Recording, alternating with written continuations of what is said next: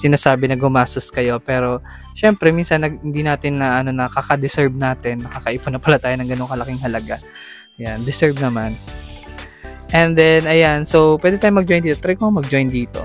Ayan, so join tayo dito. Ayan, so you join early, stay tuned. Ayan. So dito naman sa sunod, join din tayo sa Lazada sa 1010. Malay mo, makakagastos tayo dito ng 5,000. Sana all.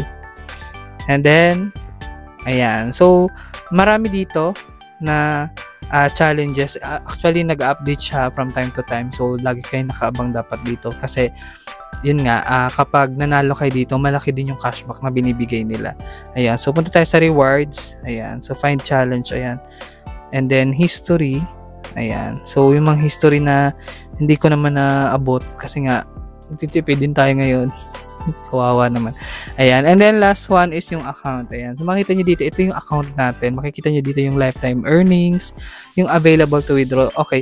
So dun sa mga magtatanong kung ano yung lifetime earnings, dun sa available to withdraw. Ayan. So nandun din naman sa word na yung lifetime earnings. Ito yung mga earnings mo na kahit hindi pa na track or hindi pa na confirm nung mismong shopback yung binili mo, pumapasok na siya dun sa lifetime earnings mo. Samantalang naman yung available to withdraw, ito yung mga na-track na or na-confirm na nung application na umorder ka talaga or parang na-track na talaga nila na magkakaroon ka na ng cashback. So dito, available to withdraw. Ayan. So, and then, makikita nyo dito sa first section natin yung referrals. Ayan. So, syempre, through referral, meron tayo ditong referral program. So, sabi dito, earn 100 pesos cashback for you and your friend and everyone you invite on Shopback. Ayan. So, kung di mo nakakahiya, pwede nyo gamitin tong aking link dyan sa application or kung hindi naman, download nyo yung application and then, ito yung referral code natin. So, post ko na lang dyan sa screen. Makikita nyo sa screen. Ayan. So,